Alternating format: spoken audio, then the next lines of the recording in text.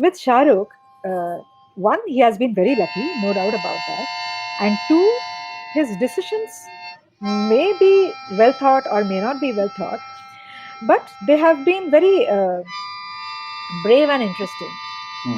And there are a lot of things that happen to him. I mean, it cannot be that these things are planned, but there are lots of things that happen to him. He has done some twin films, and his audience never realized that.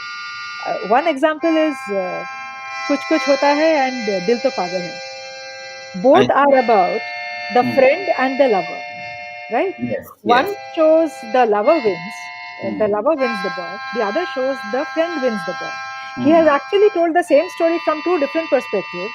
Not everybody can be Amitabh Bachchan. Amitabh Bachchan himself knows that.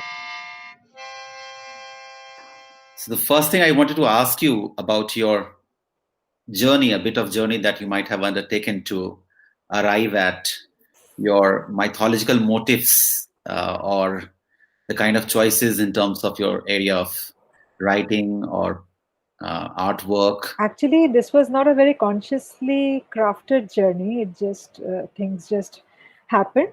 But something that definitely must have triggered it is that I was always very much interested in mythological characters. Not that I'm a very religious person. In fact, I'm terrible at it. But the concepts of Kali and Shiva and Krishna, they always intrigued. And I tried to find meaning. And what also interested me in the Hindu mythological space or Hindu philosophical narratives is that Hindu texts have always considered nature more powerful than man. And so all forms of gods that Hindu texts have brought upon are actually different forms of nature. Right.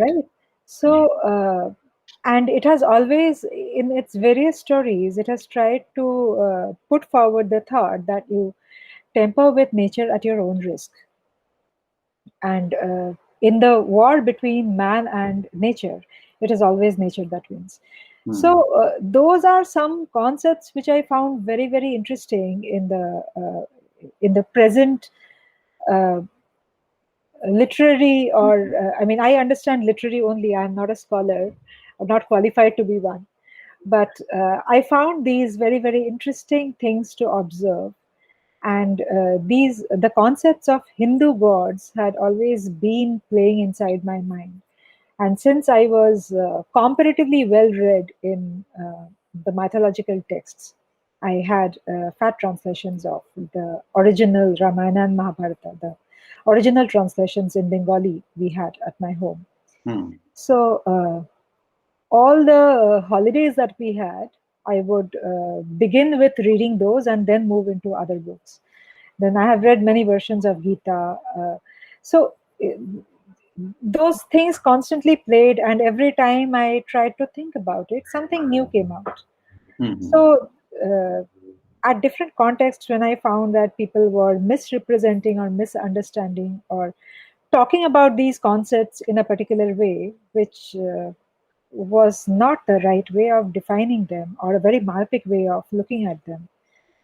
For example, when the Me Too movement started, a lot of people said that Krishna is one of the, so those actually infuriated me that first you know what it is, then you talk. Right. So I think from there, all those things, I mean, they boil into your head at a particular temperature, and at some point of time, it's ready to, you just switch off the gas and take it down and serve. So that is happening right now.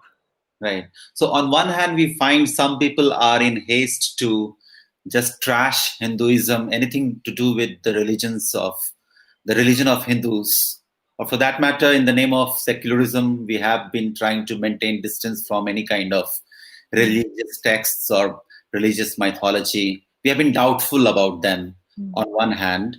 And on the other hand, there are those people who would abuse religion for their personal benefits and all kind of political manipulation with religions or religious materials. In this kind of situation, how comfortable you feel dealing with what you are doing? It doesn't bother me much because it is not just religion. Any subject you pick up, Some people use them as inspiration, some people use them as conspiracy, right? So religion, in the same way, religion conspires and religion also inspires. It Right. depends upon who is dealing with it. Hmm. So you cannot actually shut down either. You cannot shut down the positive force, you can not shut down the negative force. You can only put forward your own discourse and try to make sense out of it. And I do believe that in some way or the other, there is a need of both, because more and more, I mean, Hinduism as a religion, or any religion for that matter, Hmm. the religious aspect of it is messy. But It when is. you look at the philosophical aspect of it, it is very rich. Hmm. So when you actually, uh, so I think that there is a need, or there is space for the existence of both religion and philosophy, because more religion will question, philosophy will delve deeper and answer. Right. And in order for philosophy to be challenged in the right way, I think a negative force is required, because in the absence of that, this one will fall complicit. Right. So Right. I look at it from that angle. Hmm. No, and within religion of Hindus, or what we call conveniently Hinduism, within that itself we find a lot of varieties and so many self-critical forces. I mean, someone like A.L. Basham, who is a celebrated historian, in that book, famous book, The Wonder That Was India, he tried to show that even in the Vedic period, there are so many varieties. And some of those varieties may be easily forgotten by those who try to Catholicize Hinduism. Mm. And that is why probably the complexity of religion is something to be talked about again and again. Let me come to your artwork to begin with. It's really mesmerizing to see acrylic on paper or pen on paper, and the way you have given a new touch, if I can say, to Mithila painting, if I'm not mistaken. Yes. Right? I just don't use the same Mithila, those Madhubani eyes I don't use. I find them a little aggressive. Mhm. I have changed the eyes, rest I tried to capture. But nose is same pointed nose and Yes. dandy figures. But Yes. what do you do with those, with that medium? Do you try to narrate something from your mind, or you perpetuate mythological stories alone? Actually, okay, so I'm a Bengali married to a Bihari, Okay. and I am not a typical, not typical is not the right word. I am not the kind of person who will absorb culture in terms of food, which is usually something that women do, and I'm terrible at it. Mhm.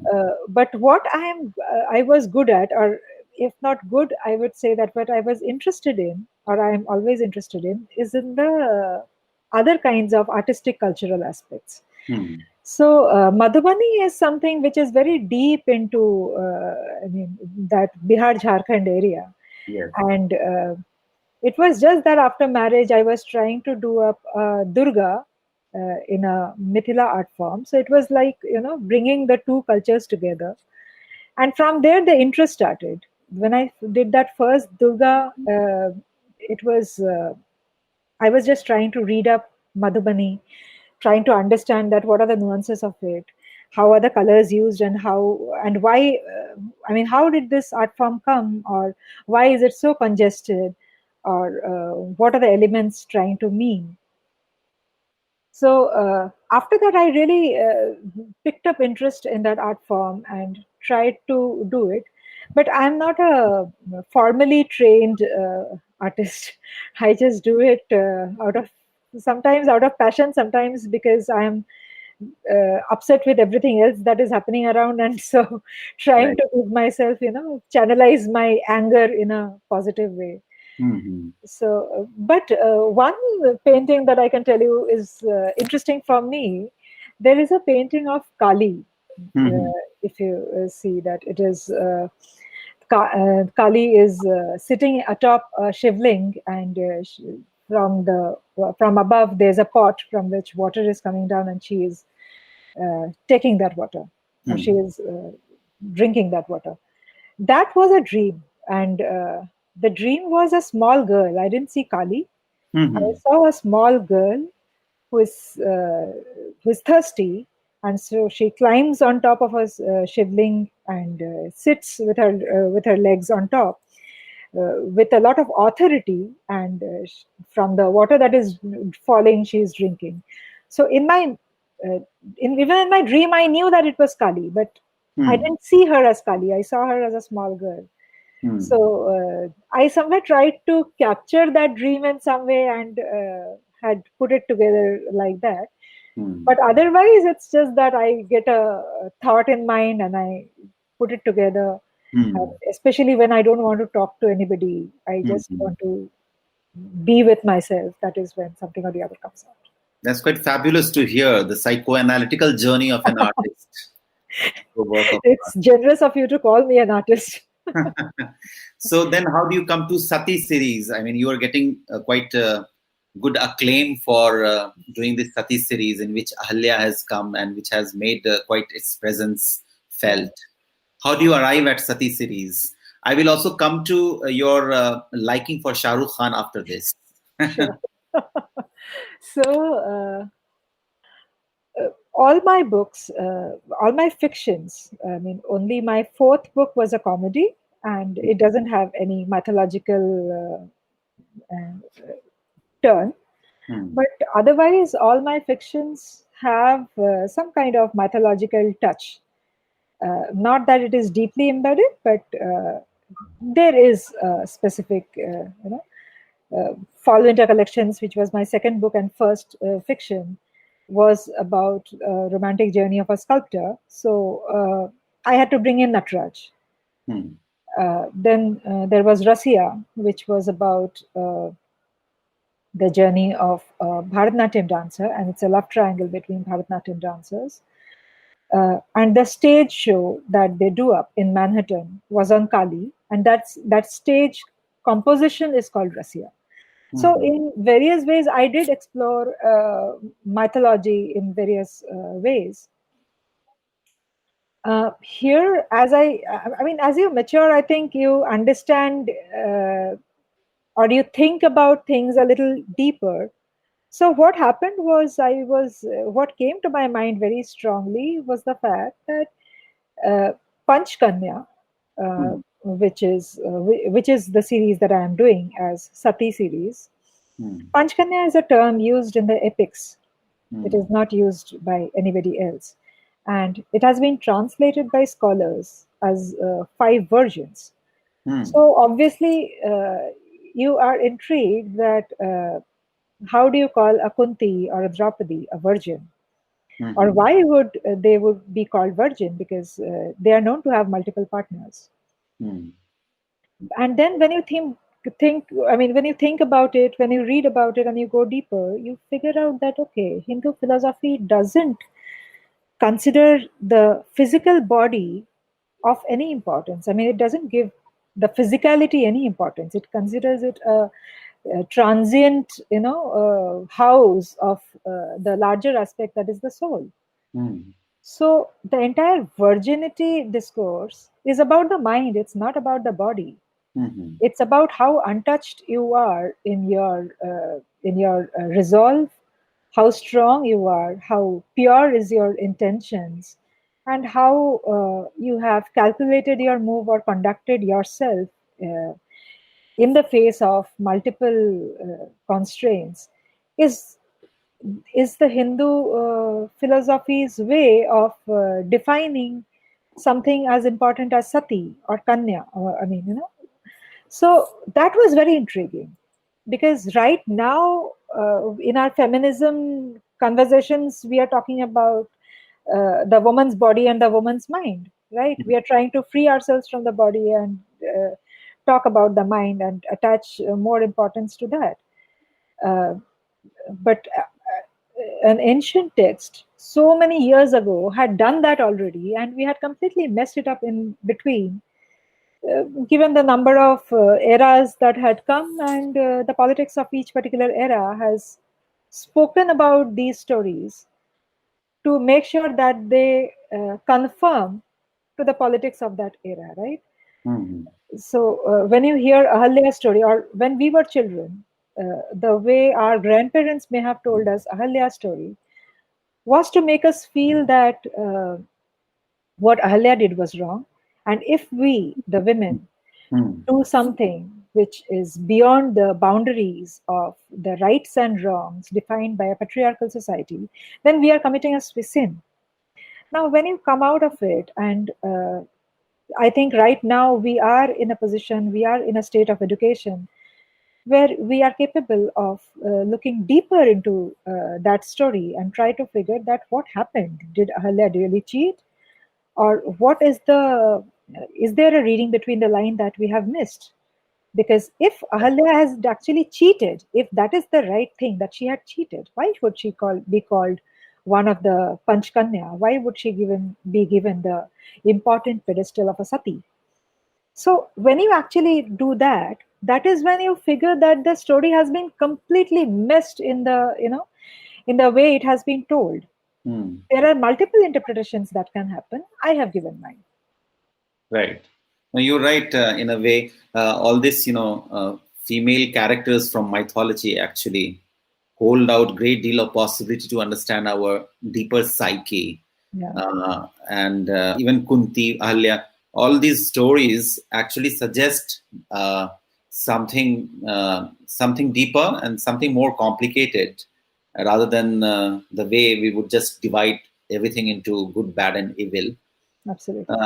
Uh, but as you rightly mentioned, there would be variety of feminism, and feminist discourse has acquired its plurality, and it has seeped into our common sense as well. So, how are you received by?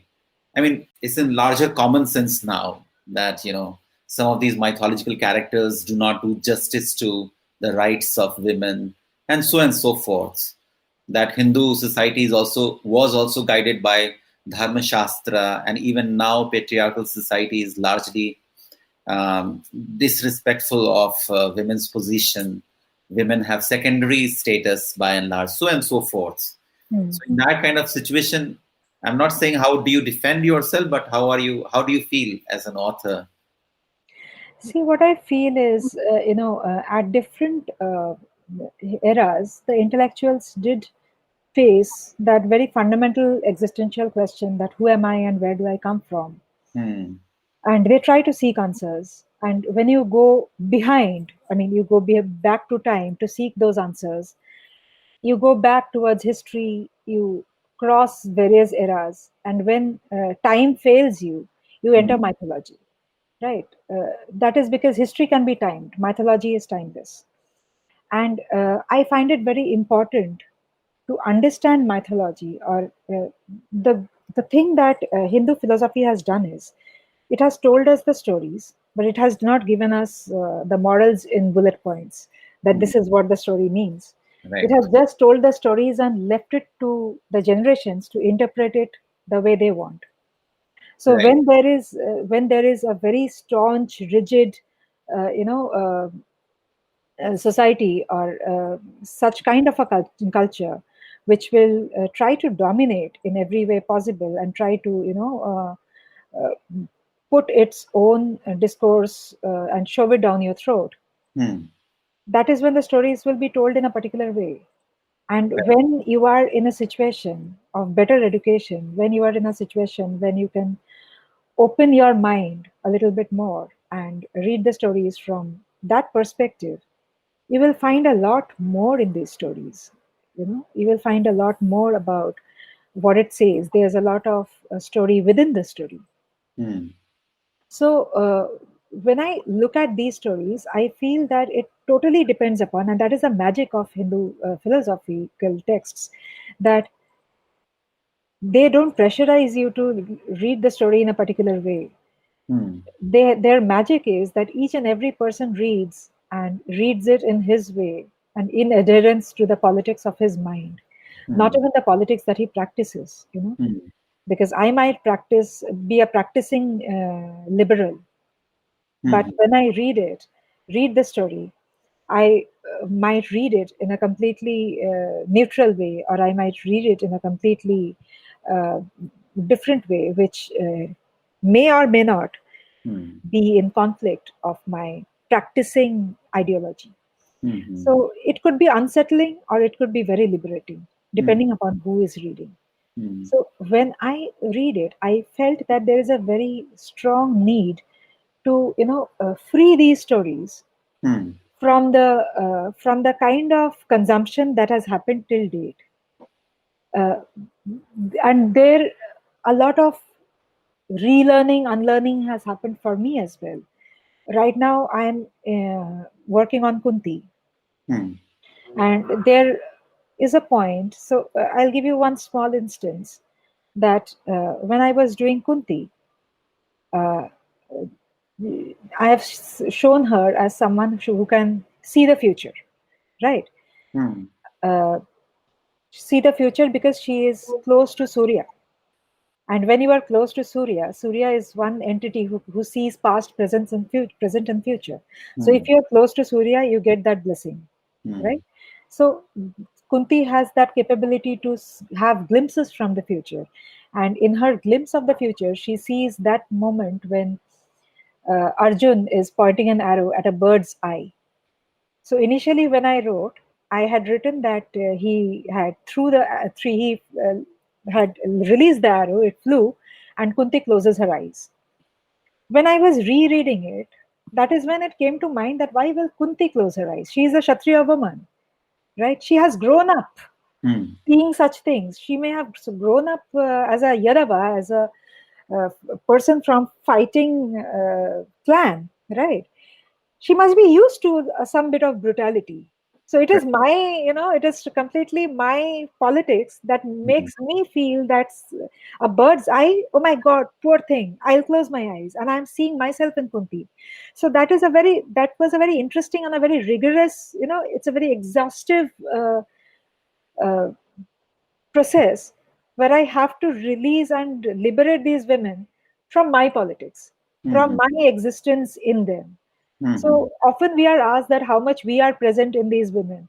At least with Sati series, I am doing a very hard job to make sure that they don't get trumped with uh, my idea of right or wrong. Hmm. There would be there would be another idea of right or wrong, and they should have the liberty of choosing those Hmm. instead of me dominating over my politics, dominating over what they should say and Hmm. what they should do over Hmm. what they actually do. I remember. This is a very interesting point. This reminds me of an instance. One of my favorite writers from Rajasthan, Vijay Dan Detha. Hmm. Once he was asked about the stories that he was writing, and he said that these are not my stories. These are the stories I have heard from folks in various parts of Rajasthan, and I'm just retelling those stories which I have heard, which Vijay Dan Detha had heard. Hmm. But he also pointed out that in the act of retelling, obviously, he follows his preference, Hmm. right? So one can try. I mean, you're right that it's a challenge for you to dissociate yourself, your preferences, your likes and dislikes, while you're reading some of these characters.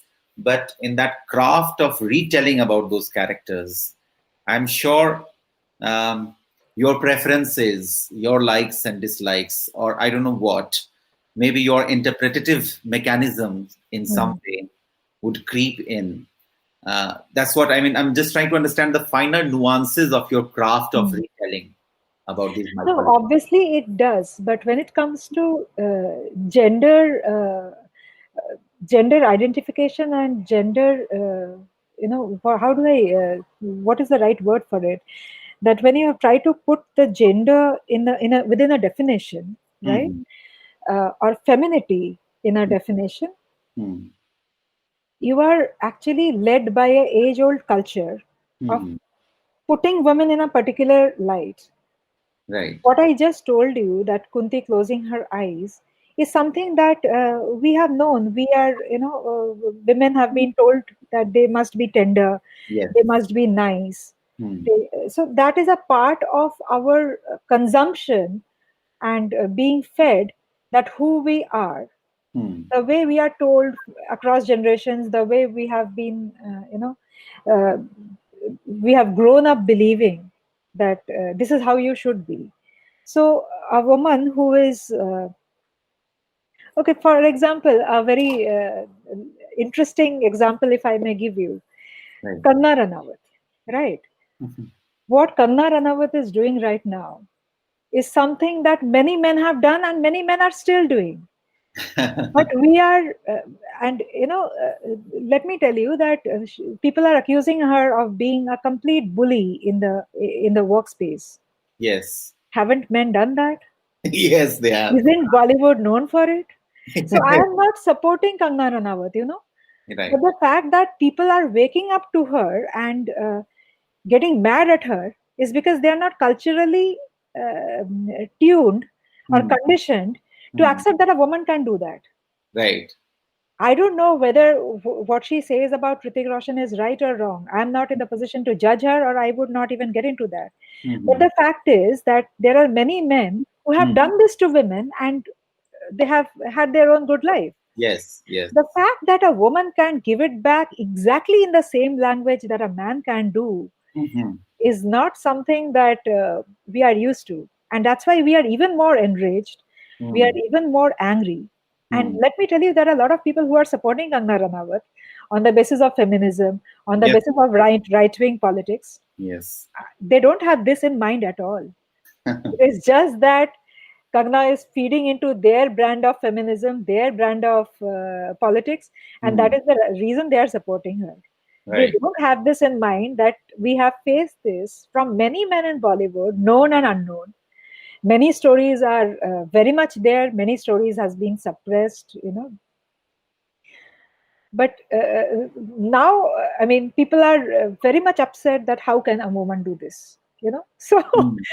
that is the fact that we have grown up accepting women to be like this. Probably uh, we would have been happy if Kangna would have been a crybaby, telling people, being very nice, Yeah. and at some point of time raising her issues in feminist debates in a very civil way. You know, Right. we would have been more appreciative of her, and we would have loved her. That, oh my Hmm. God, amazing. Hmm. But she has not done that. She has tried to replace a man, and Hmm. that is actually taking sleep away from people. That is what I'm trying to say, that Hmm. uh, there is some kind of conditioning that we have all had, Hmm. and coming out of that conditioning is, I won't say that it is necessary, but it is important that we are aware of it. Hmm. It is important that we know that this part is just a conditioning, and we take a conscious decision that whether we would like to come out of that conditioning or stay within that conditioning. Right. So Wonderful, wonderful. Because you mentioned Kangana, so let's get to your fancy for Shahrukh Khan. I mean, what makes you believe that Shahrukh Khan is the closest? I mean, it seems that you tend to propose that he is closest to the common man or something like that, or is an actor of common man. not really. Actually, when I had written this book, I was teaching management in a college, and I realized that if I don't bring something different in the classroom, Okay. uh, uh, kids will look into the mobile, and I took that very personally. I Yes. was a younger professor Mm. then, and I took it very personally that in my class people were sitting and fiddling with their mobiles. So I knew that I had to give them something extra. Mm. Otherwise, the Kellogg stories and cornflakes and the Cadbury's and Magdi, they are done and dusted with them. Mm. So it was just by chance that I started discussing Indian film industry, Bollywood, Mm. to be precise, and I could see a equation shuffle. That they were warming up. Suddenly they have sat up, and attendance was improving, attention was improving. So most of the case studies that we spoke about was impromptu in class. So I was coming back and quickly documenting down. Mm. And I figured that okay, this makes into all the chapters of consumer behavior. which Mm-hmm. is a specialization course in marketing management. Mm-hmm. Many of the chapters that I'm writing are actually very close to that. So this can actually make it to a reference book. And I had followed Shahrukh Khan's journey at various levels. I was a fan at some point of time. Then I was a follower who would try to understand what he is doing, and I would get to see a lot of things which, uh, I mean, if I may say that I was looking at him from a researcher's spotlight, Right. and so I used him as a case study Mm-hmm. because his marketing. As a marketing brain, he is fabulous, Mm-hmm. and he was one of the pioneers in that kind of filmmaking or that kind of film marketing. So, Power of a Common Man is actually a dialogue from Chennai Express. Uh, Right. so, the book was out just after Chennai Express released. Okay. So, we just named it Power of a Common Man so that there is a recall, of Okay. course, and people connect to the book. Hmm. But I thought Amir Khan has better marketing skills. Yes, a lot of people have actually asked me this, and some people have been very angry that why Shahrukh, why not Amir? So yes, Amir Khan is, but Amir Khan I felt is a more of a intellectual person who would he used that kind of marketing. Hmm. Amir was some Shahrukh was very blatant, Hmm. and as a marketer, you Hmm. have to be very blatant. Hmm. And that's the main reason why Shahrukh made a better case study than Amir. So when Okay. you write about Amir, you would probably have more of research materials to crunch on, Hmm. but less of exciting and adventurous stuff to say. Hmm. But with Shahrukh, one, he has been very lucky, no doubt about that, and two, his decisions may be well thought or may not be well thought, but they have been very brave and interesting. Hmm. And there are a lot of things that happen to him. I mean, it cannot be that these things are planned, but Hmm. there are lots of things that happen to him. He has done some twin films, and his audience never realized that. One example is Kuch Kuch Hota Hai and Dil To Pagal Hai. I. Both are about the Hmm. friend and the lover, right? Yes. One Yes. shows the Hmm. lover wins the boy. The other shows the friend wins the boy. He Hmm. has actually told the same story from two different perspectives, with four different girls, and Hmm. the audience has completely consumed it, thinking that he has told two different stories. Bullshit, same story. And he has done it more than once. Right. The book actually points out these things, and Hmm. this, of course, I'm sure that this Shahrukh didn't plan that he will say. So 90s were the times when the society was changing so much, and this friend and relationship thing was taking a completely new definition, little Western definition. And at the same time, we had our Indian culture to sell and adhere to and Hmm. please our parents. And Hmm. at the same time, we wanted to have the cheek Western thing coming in.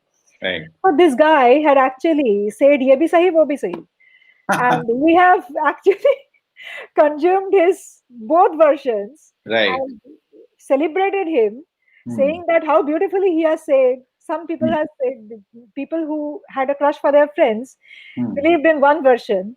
People who believed that friend is different and a lover is different believed Hmm. in another version. Both Hmm. sold. So these are some observations Hmm. which make sense in Shahrukh's filmdom, uh, Hmm. which you will not find in Amir, because Amir is so well thought that Hmm. everything is like 2 plus 2 4. He has never done a 2 plus 2 7. Shahrukh has done that in abundance. Hmm.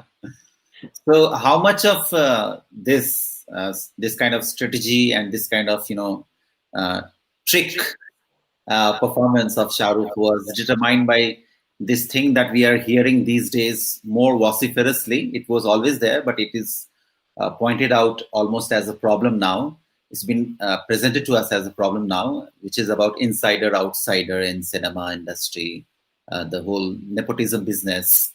So that kind of situation also triggers these strategies on the part of an actor like Shah Rukh Khan. See, Richa Chadda had written a beautiful post. I'm sure you have seen it. That Hmm. she had said that there is a thin line that divides nepotism and legacy, and Right. we are messed up on that, Hmm. which I really loved. Particular that thing that she had pointed out. When it comes to a person like Shahrukh, something that I had pointed out in the book as well, that if you look at Shahrukh Khan as a brand, he is actually not the best in anything. He is not the tallest guy. He is not the most handsome guy. He is not the best actor. He is not the best Exactly. voice. Nothing. But the complete package made more money than Yes. everybody else. And he True. was the second richest guy in film business or something like that. You know? Hmm. So, so that's the point that when you reach at that level, Hmm. people love you simply because there is a dream that gets sold just by your mere existence, that you may not be the best in everything, Hmm. but still your existence counts. And you can be the second richest guy. And you Right. can, melt hearts, and you can be the Badsha of hearts. That Yes. communication is something which is so, so strong, and we needed it Hmm. because we were, uh, to some extent, tired and frustrated. Uh, Worshipping the Amitabh Bachchans of the world. Now, you cannot be Amitabh Bachchan. Not everybody can be Amitabh Bachchan. Amitabh Bachchan himself knows that. And so, if you see most of Shah Rukh's interactions with Bachchan, he actually makes fun of himself in front of Bachchan. Hmm. These are really interesting things which he did. By doing that, he was very consciously telling the world that I am not a Bachchan, but their Bachchan ignores me. I cannot be ignored. That Hmm. is something that gave hope and dreams to a lot of others Hmm. who were far more dwarfed than him. I mean, Shahrukh knows very well that not everybody can be Shahrukh. He Hmm. knows very well that he can't be touched. Hmm. But he has given a dream to the people Hmm. that you also can be in that space where you are beyond touch. Hmm. But and for that, you don't have to be the best in everything. Don't have to be the best in the craft. You Hmm. just have to have that X factor, and you say Right. that Right. that I found was very, very interesting. Fair enough. That makes sense, actually. Now, so with this lockdown in effect and OTT becoming our sole source of filmy entertainment, we have seen the rise of some of the actors, not stars. Stars have taken back seat in Yeah. this OTT phenomenon, and the actors who were well trained, theatrical they were, and they have brought in fresh air in the whole gamut of cinematic experience.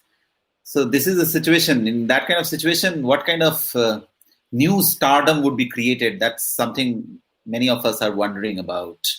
I mean, I'm sure the so-called superstars will have to rethink their existence, isn't it? Yeah, that is a lot of cultural change we are going through right now Hmm. because the very definition of machoism is changing. Yes, thankfully. Yeah. So while there is everybody loves Akshay Kumar, Hmm. but everybody also loves Ranveer Singh, Hmm. right? I see Ranveer Singh as the next Shah Rukh simply because he's another guy who Hmm. again doesn't have anything, but then he's very impactful. Hmm. Uh, Another guy who comes from nowhere and just makes it to the top. Hmm. Another guy who is capable of doing things in the right way simply because he not that it's not just his credit, but the kind of time we are going through now and the kind of storytelling that is happening now. Hmm. uh, Ranveer Singh's films will actually show him displaying that machoism and getting mocked at. He is fine with that. Mm-hmm. Often on screen, he is constantly mocking the very macho definition Mm-hmm. in terms of clothes, in terms of his looks, in terms of the way he talks about his wife. You Mm-hmm. know, in everything that he does. I remember there was this photograph which made a lot of news that Deepika was going somewhere and there was something in between. So she opened her shoes and he picked it up.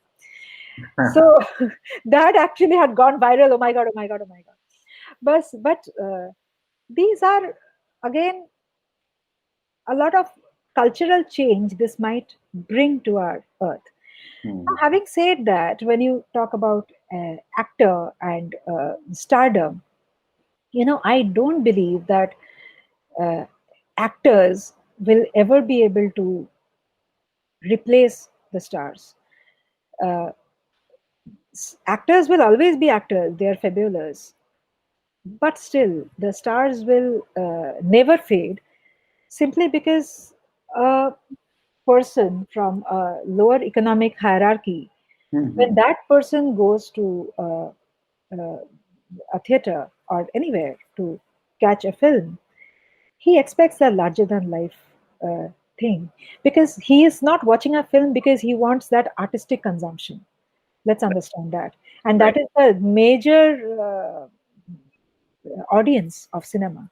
Mm-hmm. So when this rickshawala goes to a theater, he would anytime want a Salman Khan over a Rajkumar Rao.